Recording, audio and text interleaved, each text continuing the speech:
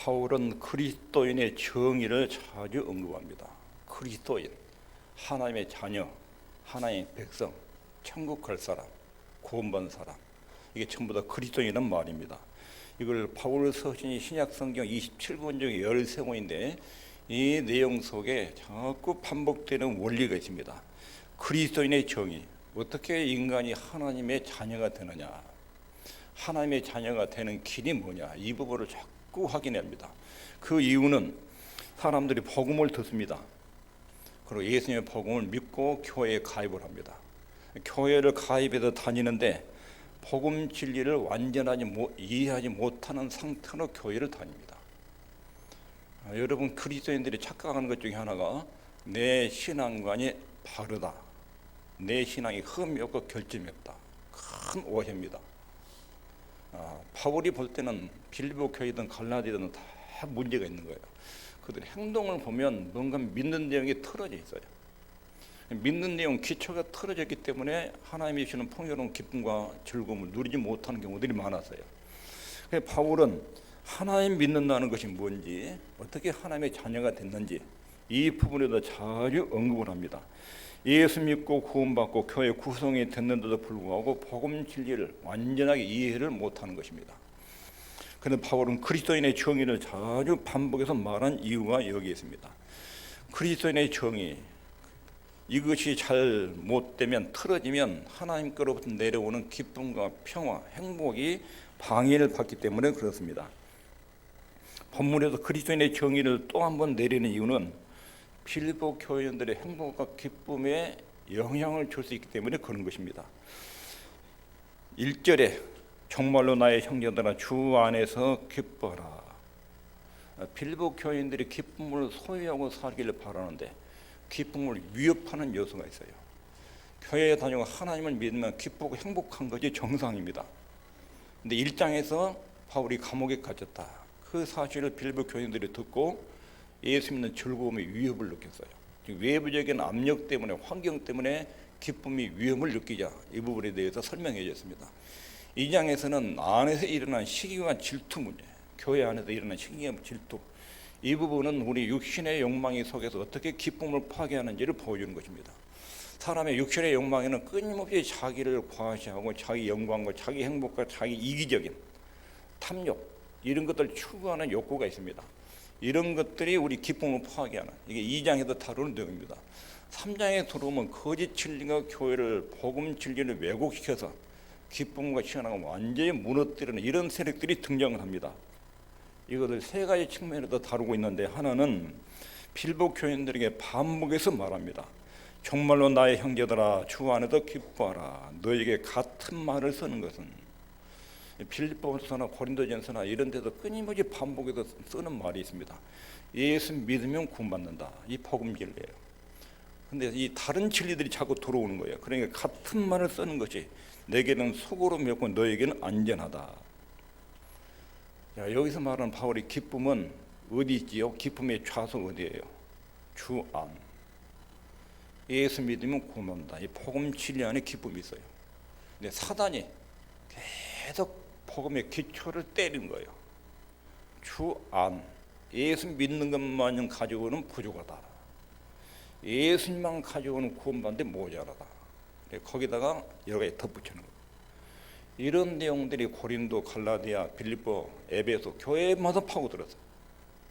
그러니까 끊임없이 같은 말, 여러분들에게 같은 말을 쓴다. 예수 믿으면 하나님 자녀됩니다. 예수 믿으면 구원받습니다. 예수 믿으면 의롭게 됩니다. 예수 믿으면 성령 받습니다. 근데 자꾸 거기다가 예수 믿는 거 가지고는 모자랍니다, 이것을 보태 안 됩니다. 가짜들이 교회에 계속 들어온 거예요. 같은 말을 쓰는 것이 여러분들에게 안전합니다. 내가 이 부분을 수시 반복을 했습니다. 바울 서신마다 수시 반복해서 이 부분을 강조했다는 것입니다. 그리스도인들은 자칫하면 자기 신앙관, 내 신앙관이 옳고 명확하다 하는 유혹을 받습니다. 자기 신앙에 대해서 과대평가한 경우가 있습니다. 내가 이 정도 믿음, 이 정도 경력, 이 정도 신앙의 횟수를 볼 때 내 믿음은 건전하다, 이런 식으로 생각하는 경우가 있습니다. 그러나 이들을 가르치는 교사 입장에서 바울이 볼 때는 여러분들의 행동을 보니까 근본이 틀어져 있습니다. 진리의 기초에서 여러분들이 이탈되어 있습니다. 이렇게 진단하고 가르쳐주고 있습니다. 우리 신앙의 핵심은 예수 그리스도의 복음의 원칙, 이것을 자꾸 읽게 유지해야 됩니다. 예수 믿으면 구원받는다. 예수님만 우리의 구원자다. 예수님만 우리 죄 문제를 처리하는 유일한 분이다. 이 문제를 자꾸 반복해서 일깨워야 한다는 것입니다. 이것이 반드시 필요하다는 것입니다. 진리에서 이탈하고자 하는 육신의 욕망이 있습니다. 인간은 늘 내면에 나는 전적으로 부패했다, 타락했다, 이걸 인정하기 싫은 거예요. 그래서 뭔가 자기가 공적을 쌓고 선행을 만들고 그래야 체면이 서지. 예수님의 공로로만 구원받는다고 그러면 나는 할 일이 없으니까, 한 것이 없으니까, 체면이 안 서니까 뭔가 내가 업적을 만들어요. 선행과 공적을 만들어가지고 구원에다 보태가지고 내 구원이 이루어져야 내가 할 말이 있고 당당하지. 이런 욕망이 계속 올라오는 거예요. 그래서 바울은 이것을 계속 꺾는 거예요. 예수님으로 충분합니다. 예수님 외에는 가망이 없습니다. 인간은 전적으로 부패하고 타락했습니다. 예수님이 아니면 살아날 길이 없습니다. 이것을 계속 반복해서 가르치고 있는 것입니다. 그래서 신앙의 핵심인 예수님의 복음의 원칙들, 이것들을 자꾸 일깨우고 우리는 자꾸 예수님의 복음에다가 자신의 뭔가를 자꾸 붙이려고 그래요. 내가 남한테 뭔가 돋보이게 하려는 뭔가를 만들어내려고 그래요. 근데 유혹을 자꾸 받아요. 그래서 바울은 자신의 말을 여러분들 그렇게 덧붙이면 안 됩니다. 예수 믿는 것으로 충분합니다. 예수님만 우리 죄를 완벽하게 처리할 수 있는 분입니다. 거기다가 자기 뭔가를 덧붙이는 순간 예수님의 십자가의 공로를 무시하는 하나님의 구원 방법을 철저하게 짓밟는 행위가 됩니다. 이걸 수시로 강조하고 있다는 것입니다. 그리고 두 번째, 반복해서 그 부분을 가르치고 삼가하는 말을 반복해서 경고를 합니다. 3장 2절, 개들을 삼가고 행악하는 자들을 삼가고 손할례당을 삼가라. 바울이 한 번 말하면 알아들을 수 있습니다. 여기서 삼가고 삼가라 세 번을 지금 강조해서 말하고 있습니다. 당시 유대 율법자들은 육체적인 행위와 의식을 중시했습니다. 그리고 예수님의 복음 기초를 왜곡시켰습니다. 믿음을 통해도 구원받는다. 예수 믿는 것이 유일한 구원의 길이다. 이 진리를 왜곡하고 복음의 본질을 왜곡했습니다. 거기다가 믿음 말고 거기다 육체 행위와 의식과 결례들, 율법적 행위를 덧붙여야 구원이 완성된다. 이렇게 가르쳤습니다. 이런 가르침에 대해서 바울이 삼가고 삼가라. 한 번만 말해도 의미 전달이 정확한데 세 번을 반복해서 삼가고 이게 반복해서 말합니다. 뿐만 아니라 율법주의자들에 대해서 개들, 행악자들, 손할례당, 바울이 이렇게 강력한 언어를 사용하는 것, 강렬한 표현을 쓰죠. 개들이다, 행악, 악을 행하는 자들이다, 손할례당이다. 이 사람들 삼가고 삼가라. 이런 사람들 가르침을 철저하게 조심해라. 강렬한 표현을 써서 그들의 가르침의 위험성이 얼마나 위험한지, 예수 믿는 것만 가지고 안 되고 뭔가 막 부채한다, 이런 가르침이 얼마나 위험한지 아주 강렬한 어조로 지금 경고를 하고 있습니다. 바울이 이렇게 강력한 언어를 사용할 때는 합당한 이유가 있습니다. 이것이 끔찍하게 위험하다. 사람을 찔러주는 살인, 간음, 이런 폭력적인 도덕적인 부패보다 복음 진리의 기초를 왜곡시키는, 사람은 점잖게 생기고 착하게 사는데 복음 진리를 전하는데 예수 믿는 것만 가지고 안 되고 이거 보태야 구원한다. 이런 것은 개들이다, 행악하는 자다, 손할례당이다. 삼가라. 끔찍하게 위험하다. 동일한 대상에 대해서 개들, 행악자들, 손할례당 이렇게 표현합니다. 개들이란 말은 여기 성경이 말하는 개는 애완견도 있습니다. 집에도 기르는 애완견. 30번의 여인에게 개들에게 자녀의 떡을 취하여 주는 것이 마땅치 않다 할 때 그 개는 애완견. 여기서 말하는 이 개들은 들개들이에요. 들개 속성은 포악하고 물고 뜯고 파괴하고 이런 속성이에요. 근데 이 율법주의자들, 거짓교사들은 개들이다. 이들은 복음 진리를 찢고 파괴하는 개들처럼 행동하고 있다. 하나님의 복음 진리를 깨고 교회를 파괴하는 악독한 개들이다. 이렇게 지금 호칭을 쓰고 있습니다. 그리고 여기 행악하는 자들, 이것이 악행이란 것, 악을 행하는 자. 악을 행하는 것, 그러면 우리는 도덕적인 부패성들을 주로 언급합니다. 사람 죽이고 때리고 욕하고 비방하고 싸우고. 근데 참잖아요. 인격적으로 훌륭해요. 근데 입에서 흘러나오는 내용이 예수 믿어서 구원받는다, 여기다가 자꾸 뭘 붙이는 거예요. 그것은 악을 행하는 행동이다. 아주 악한 것이다. 하나의 뜻을 정죄로 훼손하는, 복음 진리를 무너뜨려도 사람들 지옥 가게 만드는 이 악행을 일삼는 자들이다. 이렇게 진단하고 있습니다.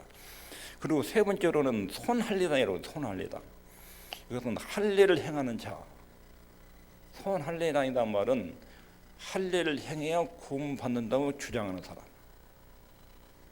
이 사람들은 삼가해라, 아주 강력하게 거짓 가르침에 대해서 경고를 하고 있습니다. 그리고 난 뒤에 이 길은 구원받는 길이 아니다, 이 길이 참된 구원 진리다.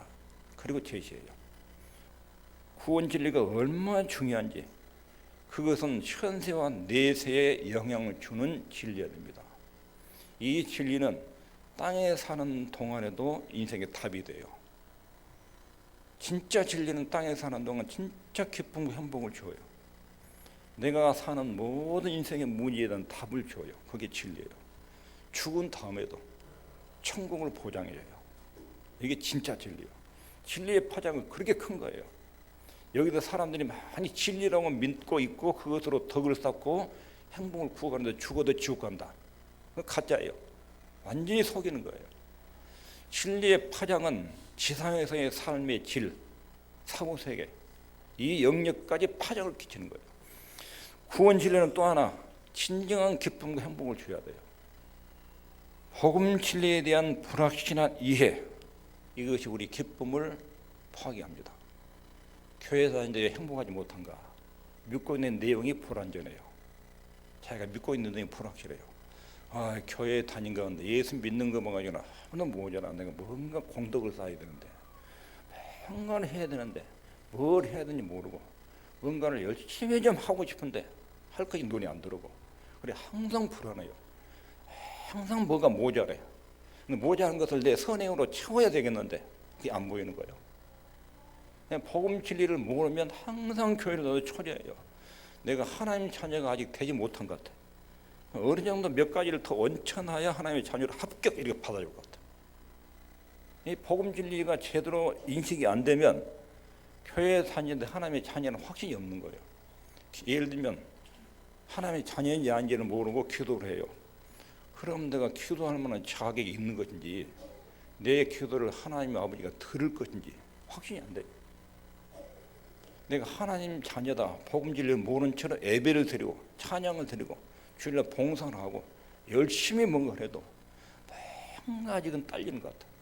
하나님 합격 소진이 일어나면 뭔가를 더 채워야 될 것 같아. 마음에 기쁨이 없는 거야.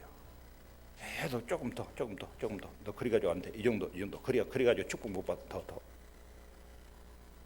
속에 진리의 기초가 왜곡되면 기쁨이 없어요. 수십 년 교회 다녀도 마찬가지예요. 근데 그 진리의 기초를 누가 흔들고 있다고요? 거짓 교사들이. 현대 교회 율법주의자들이. 율법주의 설교가 하나님의 교회를 이렇게 파괴하고 있는 거예요. 진정한 기쁨은 복음 진리에서 나옵니다. 복음 진리에 대한 명확한 이해, 믿음, 이것이 주 안에서 기쁘게 합니다. 복음 진리에 대한 바른 이해와 하나님과의 바른 관계, 이것이 인생의 모든 행복과 기쁨의 원천입니다. 그러면 이제 구체적으로 거짓 교사가 뭘 가르쳤는지, 바울은 여기에 대해서 뭘 가르치고 있는지, 진짜 그리스도인이 믿는 믿음의 진리가 무엇인지, 이 부분을 요약해 보겠습니다.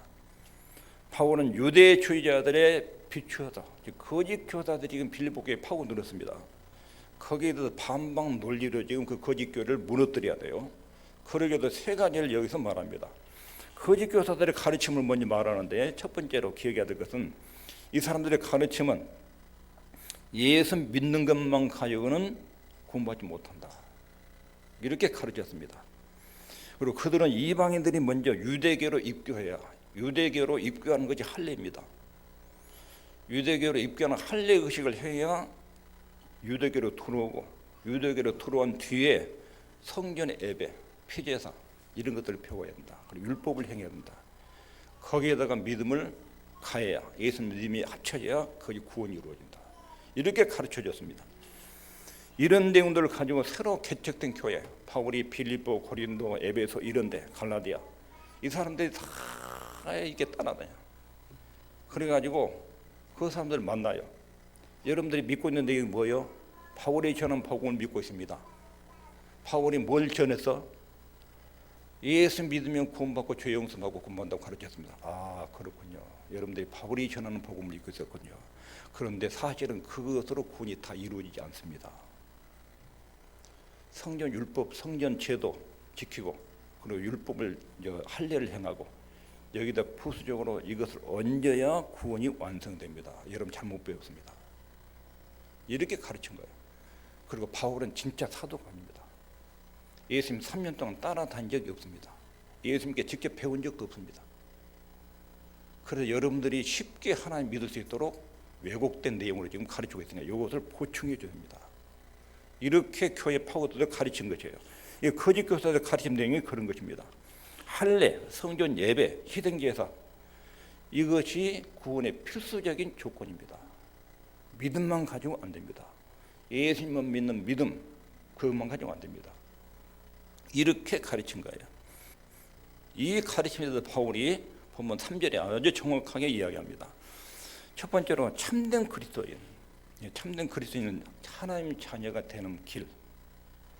죄인된 인간이 어떻게 거룩하신 하나님을 만나서 그분 앞에 용납을 받느냐, 어떻게 죄인이 하나님 나라에 갈 수 있느냐, 하나님은 죄인이 된 인간이 어떻게 하나님의 자녀가 되는 길을 마련했느냐, 그런 내용입니다. 첫 번째 특징, 하나님의 자녀들에게 나타나는 첫 번째 특징은 하나님의 성령으로 봉사하며, 이 봉사란 말이 예배란 말입니다. 성령으로 예배하며, 두 번째는 그리스도 예수로 자랑하고. 그런데 바울은 성령으로 예배하고 예수로 자랑하고 육체를 순례하지 아니하는, 우리가 곧 할례당이다. 할례당이란 말은 하나님의 자녀들, 하나님의 가족들, 하나님의 백성들. 그리스도인의 특징은 성령으로 예배하고 예수 그리스도로 자랑하고 육체를 순례하지 아니하는 사람. 오늘은 첫 번째만 이야기할, 첫 번째만. 이것이 유대 교인들이 생각하는, 거짓 교사들이 생각하는 전부 다 이거 반대예요. 1번부터 3번까지 전부 다 반대예요. 거짓 교사들을 가르치면. 참 진리는, 그리스도인은 세 가지: 성령으로 예배하고 예수로 자랑하고 육체를 순례하지 않은 자. 이제 뭐 참된 예배에 대해서 성령으로 예배하고, 여기 봉사란 말이 예배입니다. 참된 예배는 봉사면 이 말은 태값에 섬기다, 예배하다, 봉사하다 그런 뜻인데, 예배하다는 뜻이 예배. 하나님 성령으로 예배하며 토를 달았습니다. 이 말은 중생한 성도는 성령의 지배, 성령에 의해서 활력을 얻게 된다는 것입니다. 거듭나고 하나님의 자녀가 되면 자기 능력으로 지혜로 사는 게 아니라 성령의 감동이 있고 인도가 있고 지배가 있습니다. 중생한 성도는 성령의 지배, 그리고 성령의 활력에 의해서 예배를 드립니다. 그리고 예수님의 이름으로 하나님께 나가서 예배 드린 것이 참 예배입니다. 예수님의 이름으로. 죄인이 하나님 만나는 것은 예수님으로 충분합니다. 사도 바울이 빌보 감옥의 간수한테 뭐라고 전했습니까? 주 예수를 믿어라. 그리하면 너와 내 집이 구원을 받는다. 예수 믿으라. 예수 믿는다는 것이 뭐예요? 예수님의 인격과 사역을 믿는 거. 예수님은 하나님이신데 사람이 되셔서, 여기까지 인격이에요. 사역, 십자가에서 내 죄값을 지불하시고 다시 살아나시고 부활하시고 승천하시고 재림하시고 사역, 이것을 믿습니다. 그러면 바로 하나님의 자녀로 출생하는 거예요. 믿으십니까? 그런데 자꾸 이것을 생각하지 않고 내가 모자라다는 거예요. 교회 다니는데 신앙생활에 내가 모자라다는 거예요. 기도가 모자라고, 말씀 모자라고, 사랑이 모자라고. 근데 여기 계신 분 중에 그게 완성된 사람이 누가 있습니까? 그렇게 따지면 누가 천국에 가겠습니까? 예수 믿으면 죄 용서받고 하나님 자녀 되는 거예요. 바울이 그걸 이야기해요. 끊임없이 반복해서. 근데 사람은 자꾸 거기다 뭘 보태려고 그래요. 그거 가지고 체면이 안 된다 이거예요. 말씀대로 뭔가를 더 보태야 구원이 완성될 것처럼 생각하는 거예요. 죄인이 하나님 만나는 것은 예수님만으로 충분합니다. 그래 예수님 이름으로 하나님께 나가서 예배 드리는 것, 그것이 참 예배입니다. 진정한 예배입니다. 참된 예배와 반대되는 것, 그렇던 예배는 여러분들이 하나님을 만나려면 할례를 해야 됩니다. 할례를. 근데 유대인들은 성전 예배 의식을 알아야 되고 할례를 행하고 율법을 행하고 그렇게 해서 하나님께 나가야 된다는 거예요. 그렇게 해서. 근데 요새는 말하면 착하게 살아야 하나님께 나갈 자격이 있다고. 착하게. 예수님의 이름만 불러가지고 하나님께 나갈 자격이 도저히 없는 것 같고 일주일 동안 뭔가 착하게 살아야 하나님께 나갈 수 있는 자격이 있는 것처럼 생각하는 거예요. 이게 똑같은 유형의 그랬던 예배예요.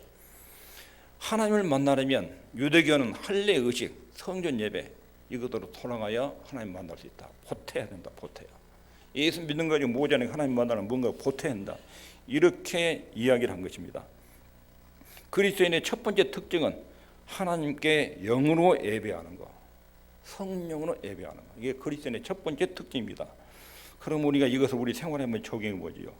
우리 예배가 말씀대로 이루어지고 있는지, 하나님께서 받는 예배인지, 의무적으로 이루어져 있는지, 자발적으로 이루어진지. 예배는 여기 보면 하나님의 성령으로 봉사하며 예배하는 것이 의무감이 아니라 우리의 욕구야. 욕구. 하고 싶어. 하고 싶어. 성령으로 드리는 예배는 그럽니다. 성령으로 예배한다는 것도 억지가 아니라 마음이 감동되고 인도함을 인식하고 예배드리는 것. 이것이 성령으로 예배하는 것입니다. 근데 강박관념으로 예배당에 오신 분이 있습니다.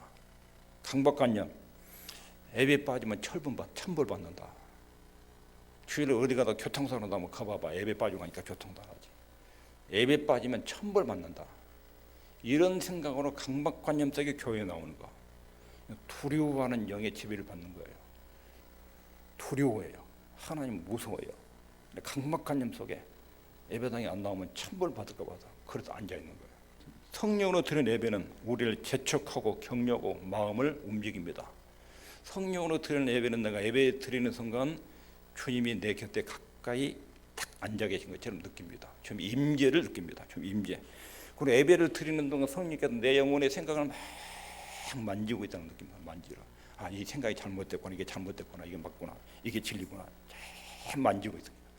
성령의 임재가 있는 예배가 그렇게 이루어집니다. 하나님의 영으로 예배를 드리는 것은 차갑고 형식적인 것이 아니라 따라하겠습니다. 따뜻하고 사랑이 넘치고 자유롭습니다.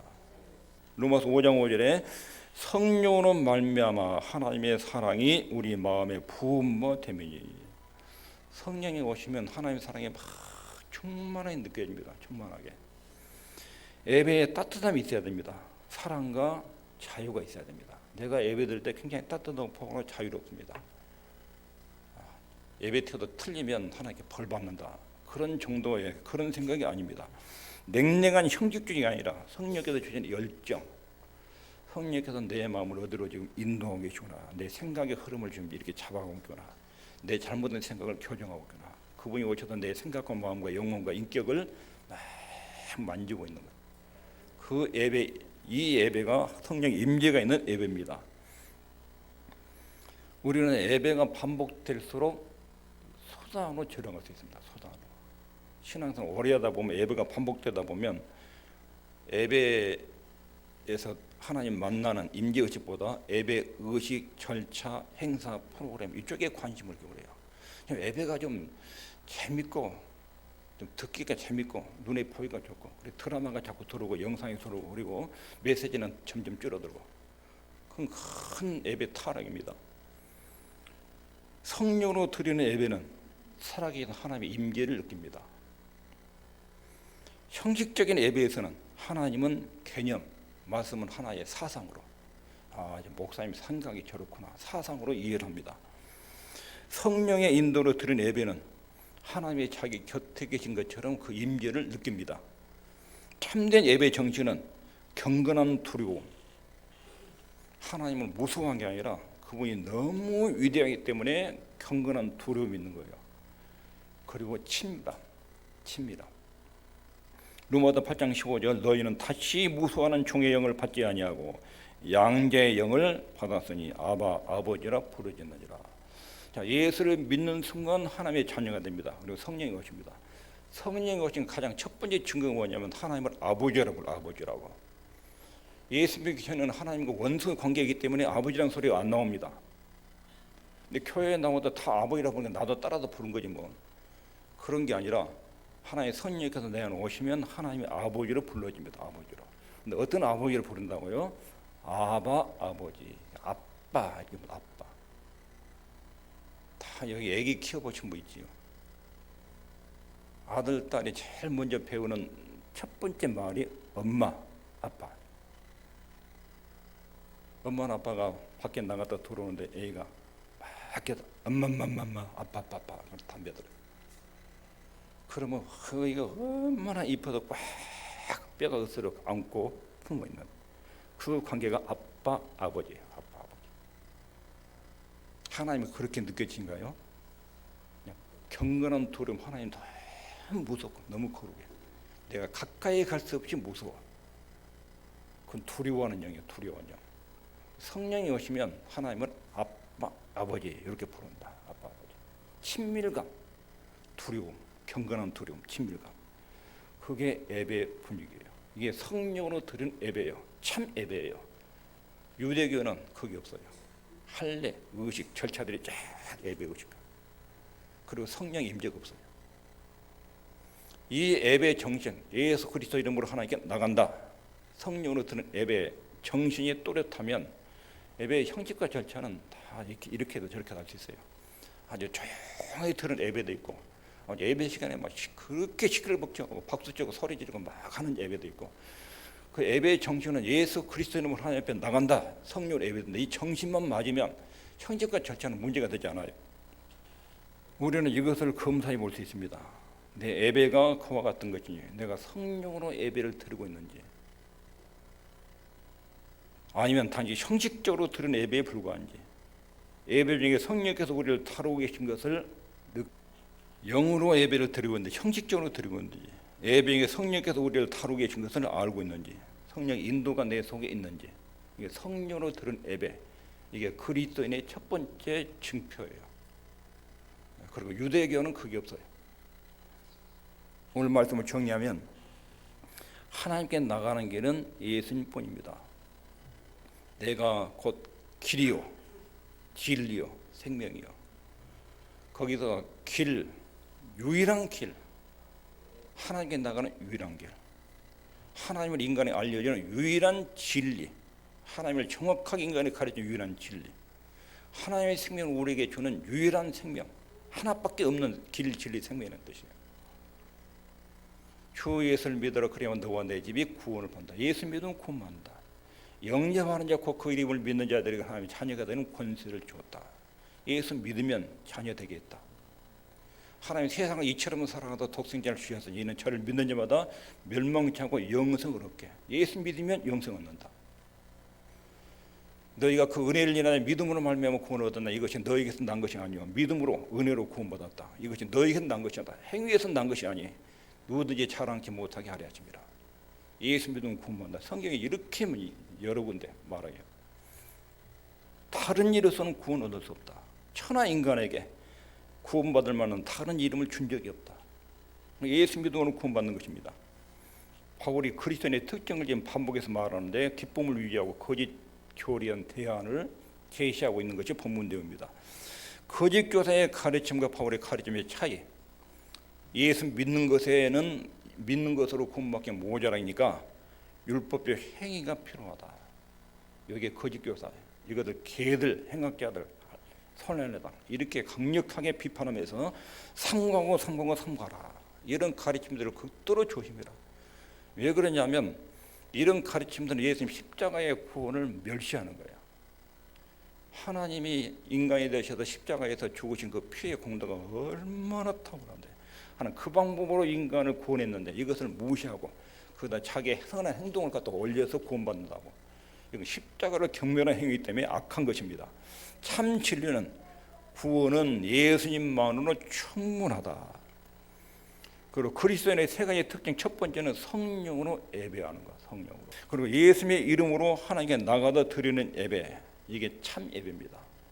예수님의 이름으로만 하나님께 나갈 수 있습니다. 다른 거 붙여가지고는 못 나갑니다.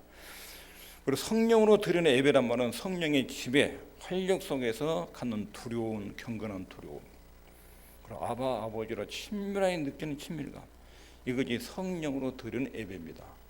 저나 여러분이 겁난 사람으로서 참된 예배, 그 안에 진정한 기쁨과 행복을 맛보는 삶이 되시길 바랍니다. 기도하겠습니다.